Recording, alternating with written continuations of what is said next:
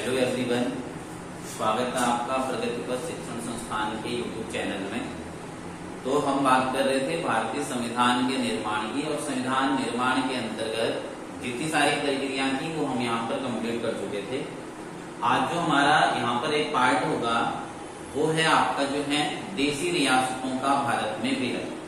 इस प्रकार से देशी रियासतों का भारत में यहाँ पर विलय हुआ था और भारत के अंतर्गत कितनी यहाँ पर जो है देशी रियासतें थी, तो इसके बारे में आज हम यहाँ पर जो है पढ़ेंगे।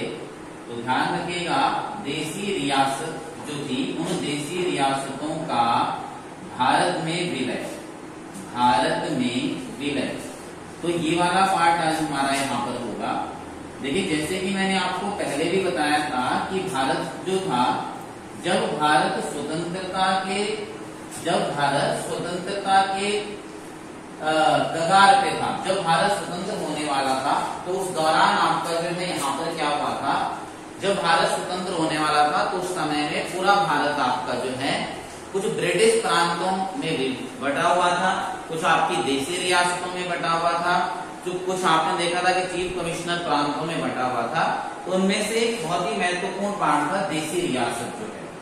तो देखिए क्या हुआ कि जब भारत के अंतर्गत जो है बार बार मांगे हो रही थी भारत के विभाजन करने की, तो उसी दौरान भारत के अंतर्गत मैंने आपको बताया था पिछले वीडियो में कि आपके भारत के अंतर्गत विभाजन के लिए यहाँ पर एक आपकी माउंटबेटन योजना बनी, माउंटबेटन योजना बनी थी। जैसे ही माउंटबेटन योजना बनी, माउंटबेटन योजना 3 जून 1947 को यहाँ पर बनी थी। जैसे ही माउंटबेटन योजना बनी तो वहां से भारत के विभाजन की प्रक्रिया स्टार्ट हो गई। उसके बाद धीरे धीरे करके भारत में एक समस्या आई कि भाई भारत के अंतर्गत जो देशी रियासतें हैं उनका क्या किया जाएगा। उन देशी रियासतों का एकीकरण किस प्रकार से होगा, उन देशी रियासतों का विलय किस प्रकार से किया जाएगा। तो फिर भारत में आपका जो है जो संविधान सभा थी, उस संविधान सभा ने एक निर्णय लिया। संविधान सभा ने कहा कि जब हमने भारत के अंतर्गत एक अंतरिम सरकार यहाँ पर बना रखी है, तो उस अंतरिम सरकार के ही अंतर्गत आप क्या कर दीजिए, एक भारत में देशी रियासत मंत्रालय भी बना लीजिए। भारत के अंतर्गत एक आपका देशी रियासत मंत्रालय भी बना लीजिए। अब ये जो देशी रियासत मंत्रालय था, इस देशी रियासत मंत्रालय बनाने का निर्णय लिया गया था भारत सरकार के द्वारा, या हम कह सकते हैं अंतरिम सरकार के द्वारा। अंतरिम सरकार ने कहा कि हम भारत में एक आपका जो है देशी रियासत मंत्रालय बनाएंगे, और इस देशी रियासत मंत्रालय का गठन 27 जून 1947 को किया गया। और इस देशी रियासत मंत्रालय की जो जिम्मेदारी दी गई वो भारत के जो गृह मंत्री थे, उन भारत के गृह मंत्री को इस देशी रियासत मंत्रालय का अध्यक्ष बनाया गया। और आप लोगों ने देखा था कि जो अंतरिम सरकार थी, उस अंतरिम सरकार में गृह मंत्री जो थे वो थे आपके सरदार वल्लभ भाई पटेल।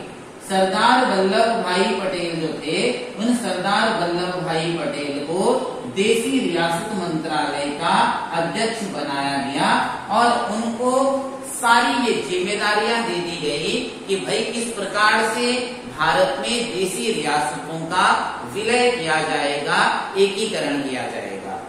तो भारत के अंतर्गत जो देशी रियासतों का विलय करवाने का जो श्रेय जाता है वो जाता है सरदार वल्लभ भाई पटेल को। एग्जाम में पूछा जाता है कि देशी रियासतों का भारत में विलय के साथ किसका नाम जुड़ता है, तो ये पटेल जी का नाम यहाँ पर जुड़ता है। और सरदार वल्लभ भाई पटेल के प्रयासों से ही देशी रियासतों का भारत में विलय हुआ था और भारत में एकीकरण हुआ था। इसीलिए सरदार वल्लभ भाई पटेल जो हैं, इन्हें भारत का बिस्मार्क भी यहाँ पर जो है कहा जाता है। भारत का बिस्मार्क की अगर मैं आप लोगों से बात करता हूँ तो बिस्मार्क आपका जर्मनी का चांसलर था। और जर्मनी का एकीकरण करने का जो श्रेय जाता है वो इस बिस्मार्क को जाता है। इसी कारण भारत में देशी रियासतों का विलय करने का श्रेय किसे जाता है? सरदार वल्लभ भाई पटेल को जाता है।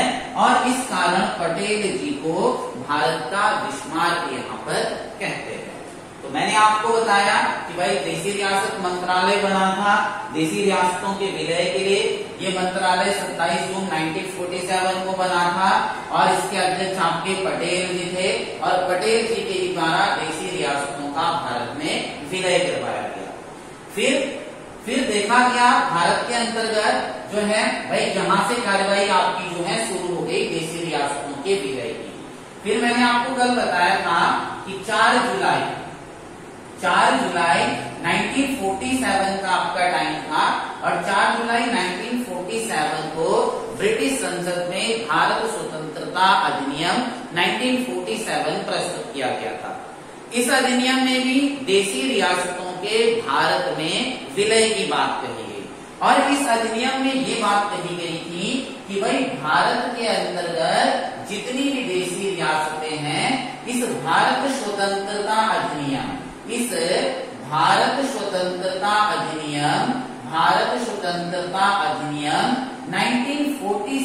के तहत जो भारत के अंतर्गत देशी रियासतें थी उन देशी रियासतों को इस 1947 के एक्ट के तहत ये छूट दे दी गई कि भाई ये देशी रियासतें अपनी मर्जी से भारत या पाकिस्तान में शामिल हो जाएं। और ये भी कहा गया कि अगर कोई देशी रियासत अपनी मर्जी से भारत या पाकिस्तान में शामिल नहीं होना चाहती है तो वो स्वतंत्र रूप से भी रह सकती है। ऐसा जो आपका कहा गया था ऐसा भारत स्वतंत्रता अधिनियम 1947 के तहत ये देशी रियासतों को यहाँ पर छूट दे दी गई। अब जब देशी रियासतों को ये छूट दे दी गई तो भारत का स्वतंत्रता का टाइम आया। मैंने आपको बताया था कि 15 अगस्त 1947 को जो है घोषणा कर दी गई थी कि भाई जो है भारत इस दिन आपका स्वतंत्र यहाँ पर हो जाएगा। तो देशी रियासतें उस टाइम पे भारत के अंतर्गत जो थी स्वतंत्रता के समय में आपके देश के अंतर्गत लगभग 565 जो है देशी रियासतें थी। स्वतंत्रता के समय हमारे देश के अंतर्गत कुल आपकी 565 रियासतें थी और भारत के स्वतंत्र होने तक 539 रियासतें 539 रियासतें ऐसी थी जो आपके भारत में यहाँ पर जो है शामिल हो गई थी। उन 565 रियासतों में से 539 रियासतें अपनी मर्जी से भारत में शामिल हो गई थी और उसके साथ साथ 23 जो देशी रियासत थी ये 23 देशी रियासतें अपनी मर्जी से पाकिस्तान में शामिल हो गई थी। लेकिन भारत के अंतर्गत यहाँ पर आपकी जो है 3 और रियासतें थी। 3 रियासतों की अगर मैं आप लोगों से बात करता हूँ तो ये 3 रियासतें थी। 3 रियासतों ने कहा कि भाई हमें नहीं होना है भारत में शामिल और ना ही पाकिस्तान में शामिल, क्योंकि वहां पर कुछ आपके इस तरीके के विवाद थे। अगर राजा जो है पाकिस्तान में शामिल होना चाहता था तो वहां की जनता भारत में रहना चाहती थी। अलग अलग प्रकार के विवाद वहां पर उत्पन्न हो रखे थे। इसलिए स्वतंत्रता के टाइम में समय में ये 3 रियासतें शामिल नहीं हो पाई थी। इन 3 रियासतों की अगर मैं आप लोगों से बात करता हूँ तो एक रियासत थी, इसका नाम था आपका जूनागढ़ रियासत। ये जूनागढ़ रियासत जो है ये भारत का जो राज्य पड़ता है गुजरात उसके अंतर्गत हुआ करती थी। और उसके अलावा अगर मैं आपसे बात करता हूँ तो दूसरी रियासत यहाँ पर थी, एक थी आपकी जो है जम्मू कश्मीर रियासत, जम्मू कश्मीर। और तीसरी रियासत यहाँ पर जो थी इस तीसरी रियासत का नाम था क्या आपका हैदराबाद रियासत। फिर 3 रियासतें थी जो स्वतंत्रता के समय भी भारत में शामिल नहीं हुई थी। अब इन तीनों रियासतों को जो है जब भारत स्वतंत्र हो गया तो उसके बाद निर्णय लिया गया कि कैसे इन तीनों रियासतों को भारत में जो है शामिल किया जाएगा। तो सबसे पहले स्टार्ट करेंगे हम आपकी जूनागढ़ रियासत के बारे में। जूनागढ़, देखिए जूनागढ़ रियासत मैंने आपको बताया कि जूनागढ़ की जो रियासत थी वो जूनागढ़ नाम का जो क्षेत्र था वो गुजरात के अंतर्गत पड़ता था, और जूनागढ़ जो था उस जूनागढ़ की अधिकांश जनसंख्या जो थी 80% जनसंख्या जूनागढ़ की आपकी भारतीय थी, हिंदू थी। 80% जनसंख्या वहां की हिंदू थी जूनागढ़ की। लेकिन जो जूनागढ़ का शासक था, जूनागढ़ का जो शासक था वो एक आपका मुस्लिम शासक था। मुस्लिम शासक था जिसकी मैं आपसे बात करता हूं, जिसका नाम था मोहम्मद शहादत खान। मोहम्मद शहादत खान नाम का एक व्यक्ति था जो उस टाइम पे जूनागढ़ का शासक था, और ये मुस्लिम शासक ये भी मुस्लिम बाहुल क्षेत्र पाकिस्तान के अंतर्गत जाना चाहता था, और जूनागढ़ का विलय पाकिस्तान में करवाना चाहता था। लेकिन जूनागढ़ की जो जनसंख्या की जो जनता थी वो भारत में शामिल होना चाहती थी।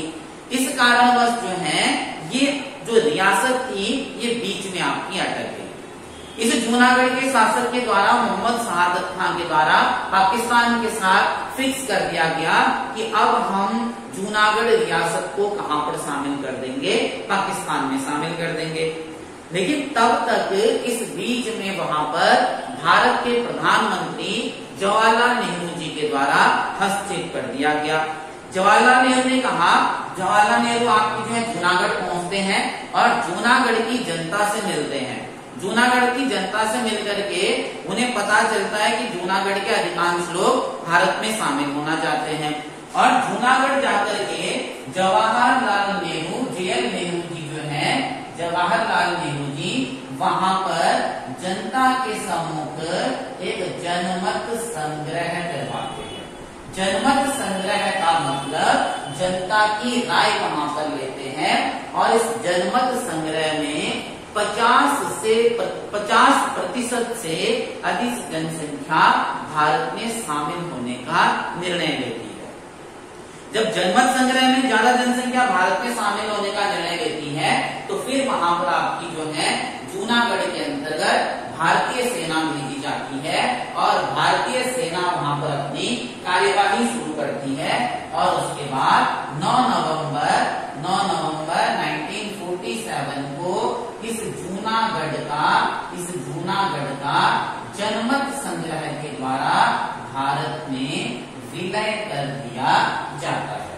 तो जूनागढ़ का जो भारत में विलय हुआ था वो आपके जनमत संग्रह के द्वारा यहाँ पर हुआ था। उसके बाद अगली रियासत यहाँ पर थी जम्मू कश्मीर। देखिए, जम्मू कश्मीर की अगर मैं आप लोगों से बात करता हूँ तो जम्मू कश्मीर बहुत ही महत्वपूर्ण रियासत थी जो है, और जम्मू कश्मीर का जो राजा था वो एक हिंदू राजा था जिसका नाम था क्या आपका महाराजा हरि सिंह। महाराजा हरि सिंह जो है जम्मू कश्मीर का राजा था, और जम्मू कश्मीर मैंने बताया हर चीज में संपन्न रियासत थी। पाकिस्तान चाहता था कि जम्मू कश्मीर पाकिस्तान में शामिल हो जाए, और भारत वाले चाहते थे कि ये जो आपका जम्मू कश्मीर है वो भारत में शामिल हो जाए। तो इसके लिए जम्मू कश्मीर का राजा चाहता था कि मैं यहाँ पर एक स्वतंत्र राज्य जो है स्थापित करूं। तो पाकिस्तान, जैसे ही हम भारत स्वतंत्र हुआ, पाकिस्तान अलग यहाँ पर बना, पाकिस्तान ने जम्मू कश्मीर के साथ छेड़खानी करनी शुरू कर दी। और एक टाइम यहाँ पर आया जो है, लगभग एक टाइम आया था 24 अक्टूबर 1947 का। 24 अक्टूबर 1947 को पाकिस्तान ने जम्मू कश्मीर में अपने कबालियों को भेज दिया, और वहां पर उन कबालियों के द्वारा जो है लूटपाट मचाई गई, कई लोगों की हत्याएं कर दी गई। इससे जम्मू कश्मीर का जो ये राजा था हरि सिंह, ये परेशान हो गया। जम्मू कश्मीर के राजा हरि सिंह ने अपने एक मंत्री को बुलाया, जिनका नाम था आपका जो है जम्मू कश्मीर का एक हरि सिंह का जो एक मंत्री था, आपने इनका नाम सुना होगा। इनका नाम था आपका शेख अब्दुल्ला। शेख अब्दुल्ला नाम के एक मंत्री थे हरि सिंह के, और उन्होंने शेख अब्दुल्ला को बुलाया कि अब क्या किया जाए जो है। और शेख अब्दुल्ला को उसी दिन आपका जो है दिल्ली भेजा गया, और दिल्ली वो भारत के प्रधानमंत्री जवाहरलाल नेहरू से मुलाकात करते हैं। जवाहरलाल नेहरू से जब मुलाकात करते हैं तो जवाहरलाल नेहरू ने कहते हैं कि भाई आप जो हैं हम आपका पूर्ण रूप से सहयोग करेंगे, लेकिन आप अपनी जम्मू कश्मीर रियासत को भारत में शामिल कर दो। तो इस प्रकार की वार्तालाप वहां पर होती है और जम्मू कश्मीर के जो ये मंत्री हैं शेख अब्दुल्ला, ये कहते हैं हम भारत में शामिल हो जाएंगे, लेकिन आप हमारे लिए एक अलग सा विशेष प्रावधान यहाँ पर जो है कर दीजिए, उसके बाद हम भारत में आपकी जो है यहाँ पर शामिल हो जाएंगे। तो जवाहरलाल नेहरू जी तैयार हो जाते हैं और तैयार होने के बाद जम्मू कश्मीर का भारत में विलय करने के लिए एक आपका जो है विलय पत्र बनाते हैं, विलय पत्र बनाते हैं और उस विलय पत्र में कुछ शर्तें वहां पर लिखते हैं कि भाई आप भारत में शामिल हो जाओ, हम आपके लिए अलग सा संविधान बनाएंगे, आपके लिए जो है आपके लिए अलग से नियम कानून यहाँ पर बनाए जाएंगे। और इस विलय पत्र के माध्यम से 26 अक्टूबर 1947 को जम्मू कश्मीर का भारत में जो है विलय कर दिया जाता है।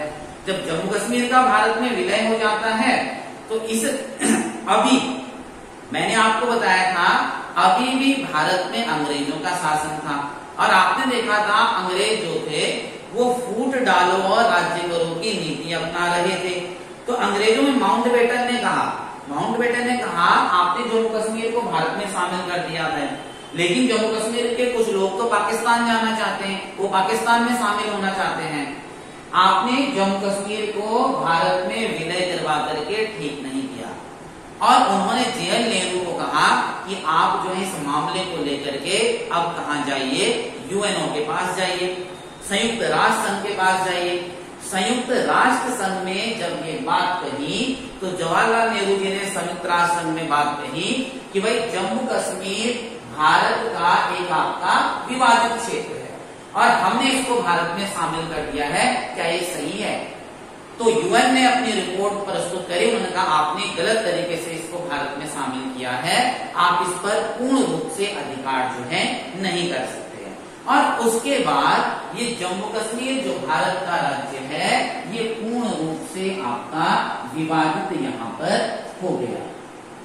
जैसे आपने देखा होगा तभी से उन्होंने क्या कर दिया, इस आपके जो है इस पार्ट को एक नाम दे दिया यहाँ पर क्या आपका पीओके का, पाकिस्तान ऑक्यूपाइड कश्मीर। उन्होंने यूएन के शर्तों के अनुसार इसको पीओके यहाँ पर बना दिया गया और आपका जो है इसको जम्मू कश्मीर यहाँ पर बना दिया गया।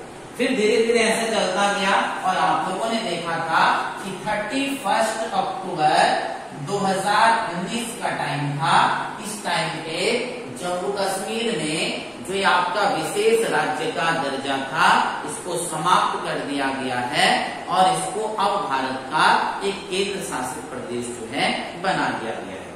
तो जम्मू कश्मीर को जो विशेष राज्य का दर्जा दिया गया था वो आपका जो है आर्टिकल 370 के तहत यहाँ पर दिया गया था, जिसे अब आपका पूर्ण रूप से समाप्त कर दिया।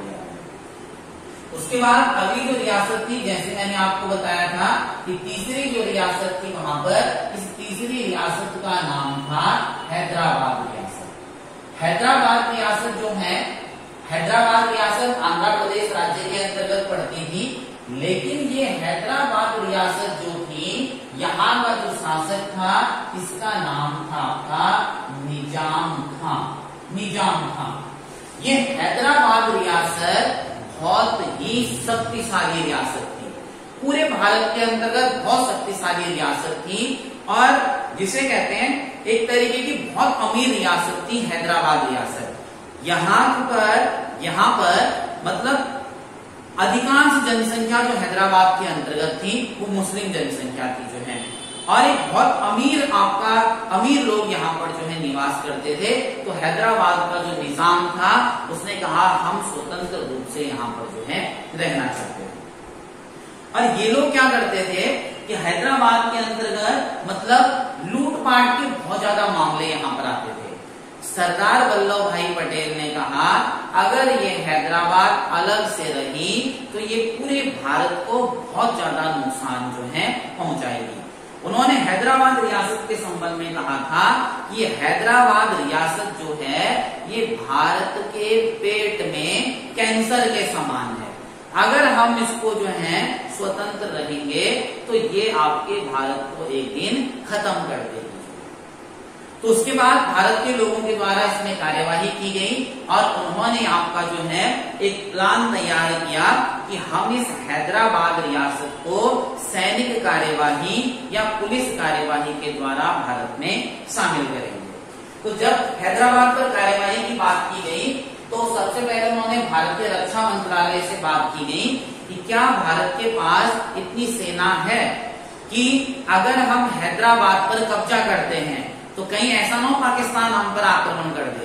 तो उन्होंने रक्षा मंत्रालय से डील करी कि भाई हमारे पास इतनी सेना है कि हम हैदराबाद पर भी कब्जा कर सकें और उसके साथ साथ पाकिस्तान की सेना को भी रोक सकें। तो रक्षा मंत्रालय ने अपनी रिपोर्ट प्रस्तुत करी कि बिल्कुल हमारे पास इतनी सेना आपकी उपलब्ध है और उसके बाद आपकी जो है हैदराबाद रियासत पर कार्यवाही शुरू की गई। हैदराबाद रियासत पर कार्यवाही शुरू की गई और कार्यवाही करने के लिए वहां पर एक ऑपरेशन चलाया गया और इस ऑपरेशन को नाम दिया गया ऑपरेशन पोलो को। ऐसा कहते हैं कि हैदराबाद रियासत के अंतर्गत पोलो के बहुत सारे मैदान थे। पोलो के 17 मैदान वहां पर थे और उन पोलो के मैदानों पर कब्जा करना था जो है, इसीलिए उसको नाम दिया गया था ऑपरेशन पोलो का।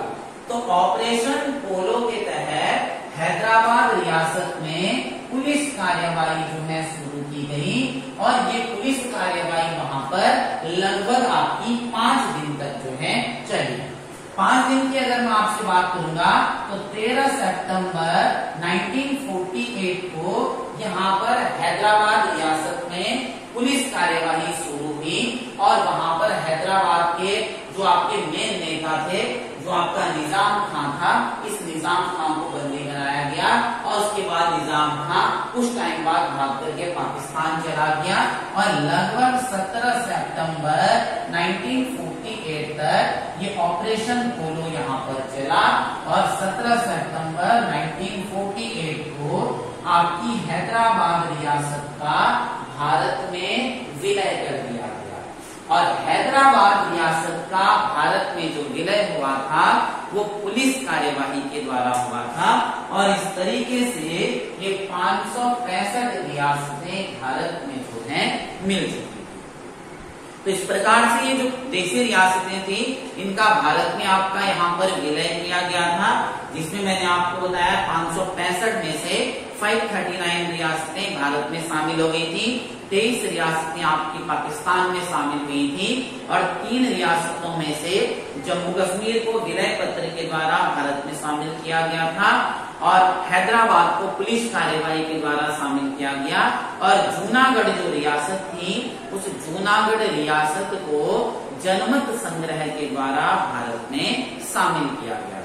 तो इस टॉपिक में इतनी आपके यहाँ पर जो क्वेश्चन है, तो आप लोगों को अगर वीडियो पसंद आई हो तो कृपया आपसे निवेदन है कि प्लीज हमारे चैनल को लाइक, सब्सक्राइब और आपको जो है शेयर जरूर करें।